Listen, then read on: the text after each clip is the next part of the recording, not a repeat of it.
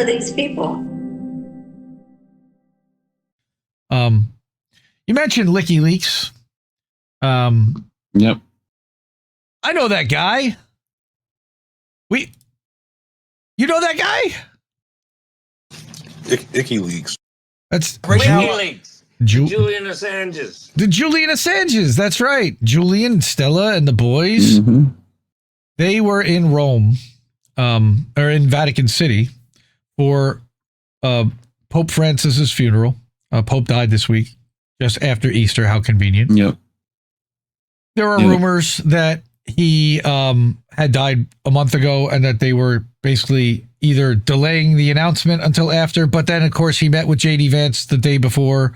If that was even him or maybe not a fake Pope plant, who knows? But there's also rumors and jokes that J.D. Vance killed the Pope. Who knows? But I think so. I wanted to, and you know, it hurts because we love this guy because we fought so hard to get him out, and I'm so glad to see him looking healthy and able to travel and outside of Belmarsh prison. I'm going to bring a thing from Golden Monarch that's going to piss some people off, and I'm sorry, but I thought it was important to mention that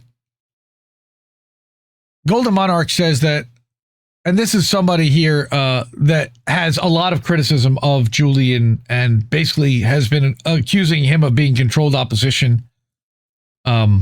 I don't know if I agree with all of that, but what Monarch says is that all of this is following the script. Besides the commentary about the Pope, Stella has only referenced Easter, and that's it. Nothing about Gaza, corruption, Bitcoin, crypto shenanigans from the billionaire Zionist elite, ICE, CCOT. She's silent about all of it, as is Julian. So he was having... She speaks for Julian, so... No, she doesn't. Not when he's standing right there.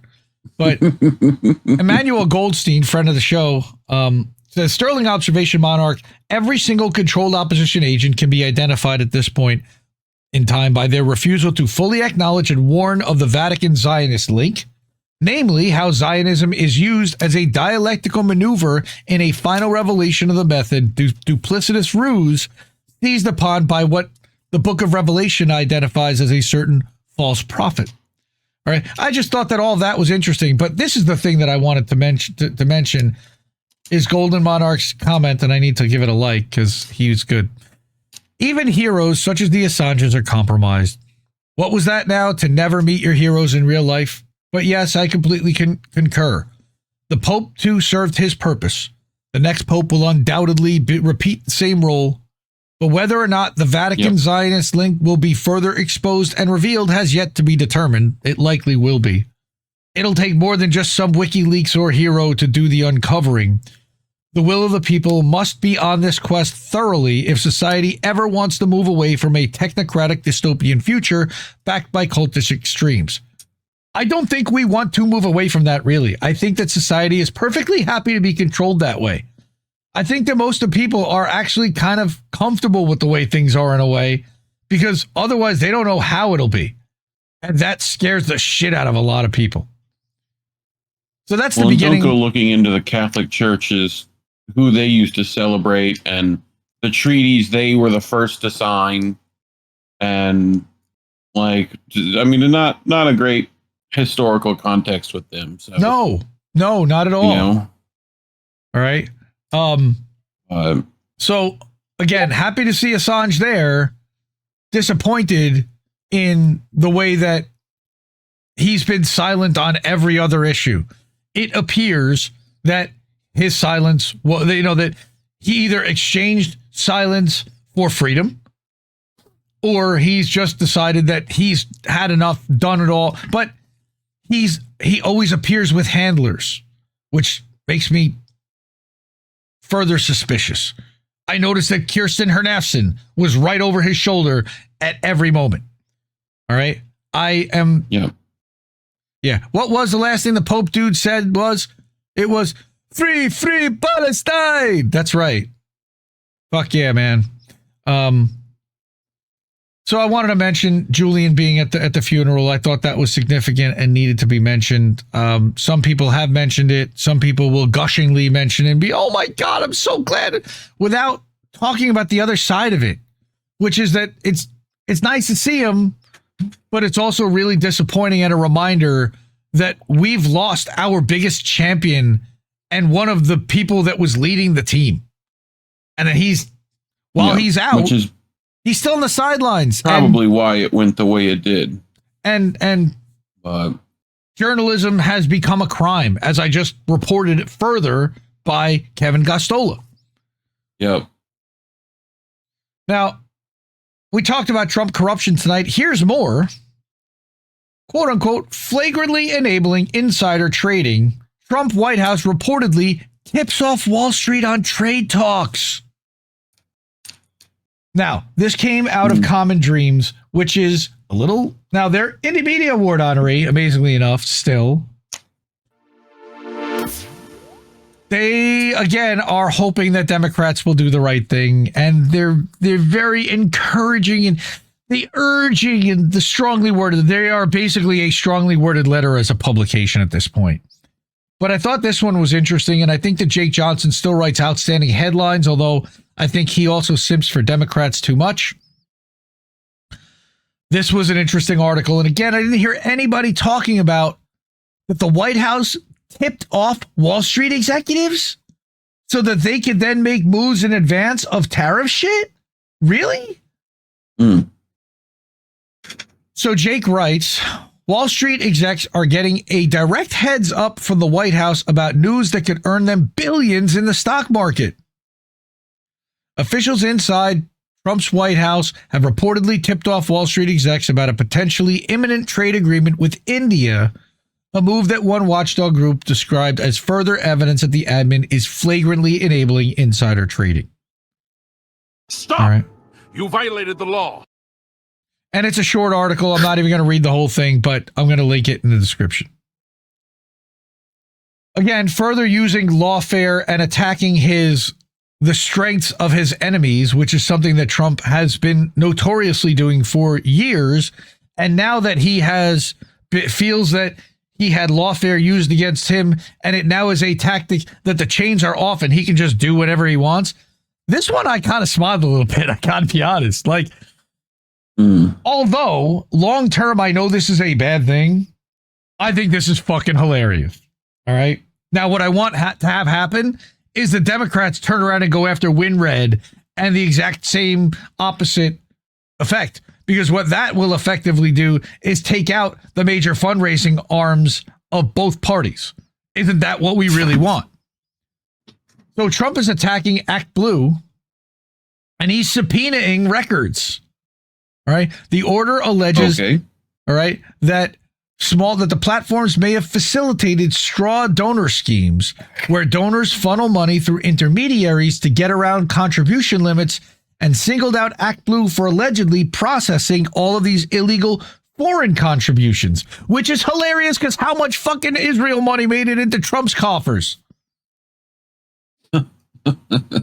Holy shit. Yeah. Cookies. Yeah, I'm done. Yep.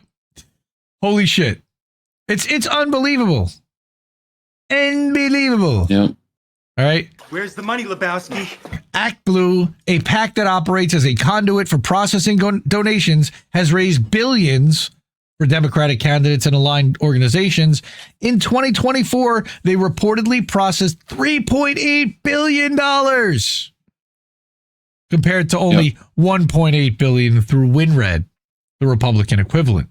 Right into the Pelosi ice cream fund. Yep. Where that went.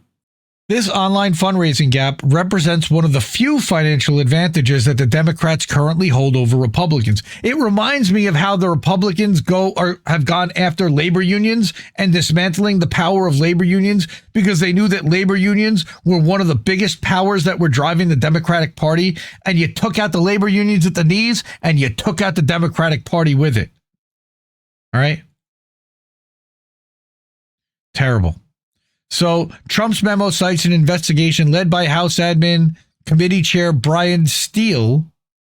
How funny. claiming that ActBlue has maintained lenient fraud prevention practices despite detecting fraudulent activity on its platform, including transactions involving prepaid cards and IP addresses located outside the U.S. Except that expats and U.S. citizens that live outside the U.S. still can donate to candidates. Would still. Yeah. And people using VPNs still can donate to candidates. So far, however, there's no public evidence that ActBlue has knowingly facilitated straw donations or foreign contributions at any meaningful scale, though anecdotal evidence of vulnerabilities can be found. And that's what the Republicans will seize every fucking time and magnify it to act as if it is a systemic problem. All right? Meanwhile, WinRed has faced its own share of scrutiny. Again, support Slate, Sludge. Sludge is another good independent outlet I like. Donnie, and it's Donald Shaw and David Moore, P-Politics. Two guys run this outlet by themselves, and they chase the money. They're a little on the Democratic supporting side and a little TDS. But right now, we need the people that are TDS. We need to know what the fuck is going on. We take their bias into account, but we look at the numbers and we look at what they're reporting and we look at how they're reporting it and why, and we can actually formulate a story. And is this legitimate and real? And in this case, I feel like it is. And the reason why they're doing this is because of that $2 billion fundraising gap. If they can close that gap and eliminate ActBlue and eliminate the ability for Democrats to raise $3.8 billion in an election cycle, isn't that going to help Republicans? You bet your ass it is. See, nobody cares. I think they do. Now, I also wanted to share the amazing Polly. Polly's Fringe Views she started on Substack recently, so we can coming to a Substack newsletter near you. Add her to the group of people that have figured out that Substack is an outstanding place to hub your content, that will not censor as much, that will give you the ability to reach 100% of your audience every single time with an email, unlike every other algorithmic platform. So Polly is boring and paranoid. So Polly wrote about James O'Keefe, who had founded Project Veritas and now OMG, O'Keefe Media Group. And this is a very deep dive on his background, on how he's a scam artist, he's a scumbag, how he has unethically pulled all kinds of shit, like the thing with the Pfizer leaker, for example. And did that guy even work there? I don't know. Then the rug got pulled out from under him with regard to Project Veritas, where it turned out that he was actually paying people to say that they were paid off by things, or that people were doing things that they weren't.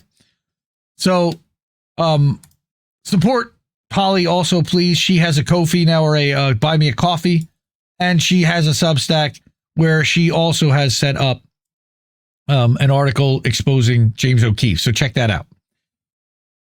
Finally, we have a couple of friends that really need our help. And I know I ask for money, but right now, Chanda had to restart her GoFundMe because she's having a PET scan this week for her fight against small cell lung cancer. We have donated in the past to it. We plan to donate again to it. And anything that anybody can do to please help our friend Chanda. We love her. She's been kicking cancer's ass. It's been shrinking tremendously. And she did put an update in here recently, I believe. But if you are able to, she had a PET scan, the first since February, and she's scared. And we're there with her. Love you, Chanda. And please, if anybody can, the GoFundMe link, I'm going to drop in the chat for all of the streams that we're on right here. Money, please. All right. But Chanda, unfortunately, is not the only friend of ours that is dealing with a cancer battle right now. I'm sure a lot of you know Action for Assange, Andrew Zygmunt Smith. His daughter, AnnaMari, has been in a long fight and really needs help. And we got her over $4,000, but $4,000 is still not nearly as much as they're going to need in the end. All right. 12-year-old daughter who will begin undergoing proton radiation treatments to help alleviate a tumor burden that has currently grown into both of her optic nerve canals, causing her now to be almost completely blind, as well as around her brainstem, threatening many vital functions. The treatments will be 5 days a week for 6.5 weeks. That's intensive, and they'll have to move into the Cincinnati area of the treatment center for the duration of their time there. So Andrew really needs help, and with AnnaMari and the family. They document her journey. It has been a hell of a struggle, and Andrew is the best of us, and he really could use it. Anything we can do to help our friends that are struggling with fighting cancer. Fuck cancer, man. There's nobody I know that hasn't been directly affected by this in the last 3 years, and it's frightening. The rates keep increasing, and more people need help. And GoFundMe is not a healthcare plan, but there are so many more expenses that are beyond just the healthcare themselves, for the family, for displacement, for not being able to work, for regular supplies and groceries, for medications that insurance just doesn't cover anymore, and Medicaid isn't really covering, and everybody's struggling, and I get it, but I would be remiss to not at least share these and ask people to please support them. Here's AnnaMari's link also. So I'm going to put that into the chats. And that's really what I had, except for a couple of housekeeping things. I did a one-on-one a couple weeks ago with 7Cs, who is a independent researcher, come onto the scene in the last year or so. He's been on AM Wake Up. He's done interviews with a bunch of people that we know. This was a great 2-hour conversation about conspiracies and research and, again, Peter Thiel. We talked about Booby Kennedy. He went to Third Eye Carnival, so he talked a little bit about that and some of the challenges that we deal with algorithmically. This was over a 2-hour conversation. I encourage everyone to go listen to that. It's also available on some kind of podcast. It's an INN newsletter. And then I also was a guest on a show called The Third Rail on Friday night. And that was about another hour, 45 minutes. That is also hosted on the AM Wake Up channel, co-streamed. And Steve jumped in for the last half hour. And actually live Friday night, I found out that Virginia Giuffre had, quote unquote, committed suicide. Andy Dufresne? Yeah, no, not Andy Dufresne. Virginia Giuffre, Epstein victim. And the full conversation, again, we talked about censorship and wealth disparity. We discussed a little bit the article that I had written, the struggle of sponsor-free media versus corporate-funded media. All right, a lot of those topics get discussed with Nature Boy, who has one of the smoothest radio voices I've ever heard. Just a good dude and a good conversation. Looking forward to having another conversation with him in the future. So check that out, too. And of course, Indie News Now. Been doing some work on Indie News Now. Spent some time with Josh, our web designer today, our web guy. We are working on the next phase of Indie News Now, which is going to be, we're breaking this out into just from a fire hose feed of content to be able to section it out into articles, videos, and podcasts, and then category down from there within articles, videos, and podcasts, or drill down and find all of the content from a specific creator. There's going to be a lot more flexibility coming with that. Also, the Watch Live page, which is live right now. We are live on indienewsnow.com/live, which hopefully this will load. Takes about 10 seconds. You'll be able to see that, but that will automatically show up on the homepage whenever we're live, and you'll be able to chat and interact live with the stream right from the homepage on Indie News Now. And again, this is pulling articles 24/7. We also have it pulling from Rumble on the AM Wake Up channel and from Indie News Network's Rumble channel. Slow News Day was today, so Glory Jones was on. You see a lot of these links, and this goes right to the stream there. I don't know why the thumbnails aren't coming in. We're working on that. INN newsletter. Check it out. Subscribe for free. And that's going to get you a daily update of all the live streams, appearances, premieres, and articles that are coming from all of the INN members, all 10 of us, plus the AM Wake Up co-streams and the Dissident.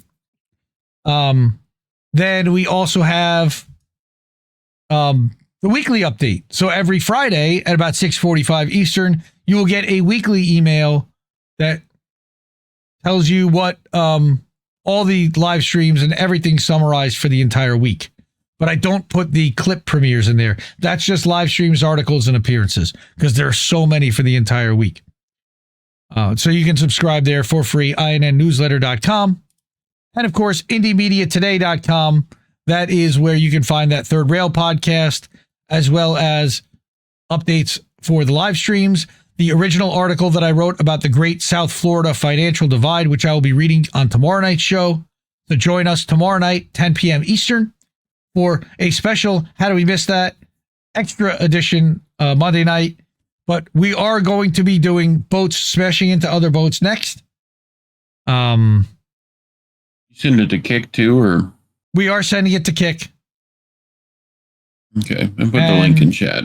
That's the link to Kick. Link for Rumble. Oh, good. Well, you put the Rumble link in. Good. You also catch it on Twitter.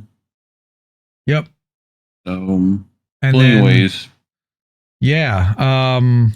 So we're going to be back at midnight. So we're going to take wow. It was like a real, like, normal 90-minute-ish show, like we normally do. Like the original intent kind of was.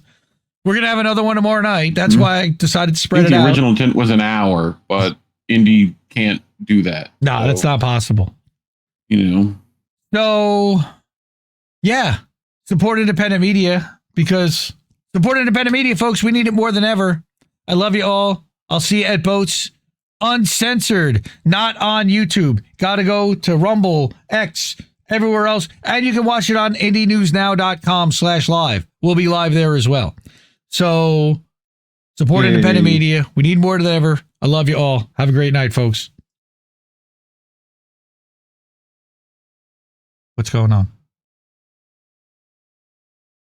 Nothing. Oh. What? Hold on. This is what happens when I press buttons and things. Ciao, baby. Bye, Felicia. No! We just fucking lost the stream!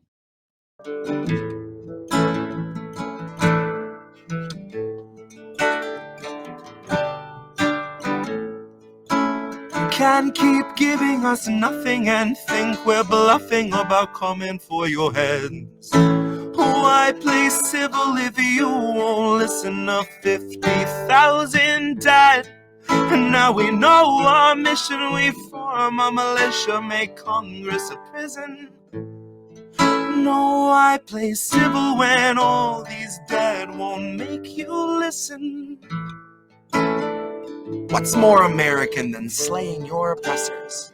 What's more American than liberty or death first? God, I thought we were founded on abolishing the tyranny of those who would starve a village all to live empirically.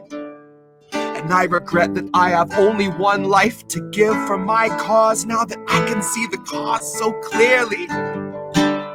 See, I want our leaders, regardless of party, to fear me.